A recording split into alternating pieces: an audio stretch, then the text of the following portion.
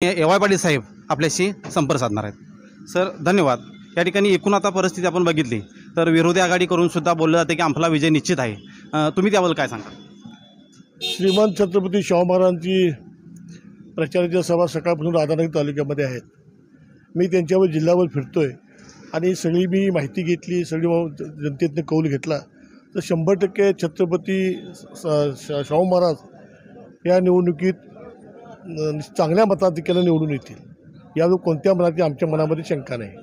अशाच प्रकारची विरोधी आघाडीकडून सुद्धा की बोललं जाते की आपली चांगल्या प्रकारे गेल्या वर्षीपेक्षा अधिक मतांना आपण विजयी होणार असं बोललं जाते, याबद्दल तुमची काय प्रतिक्रिया? ते निवडणुकीमध्ये बोलायच लागते की कोल्हापूरची जनता आहे, कोल्हापूर जनतेने ह्यावेळेला ठरवून घेतले की शाहू महाराजांनाच दिल्लीला पाठवायचं असा निर्णय कोल्हापूरच्या जनतेने घेतलेला आहे। या सगळ्या प्रचारसभेतून दिसून यायला लागला आहे। ओके, धन्यवाद सर।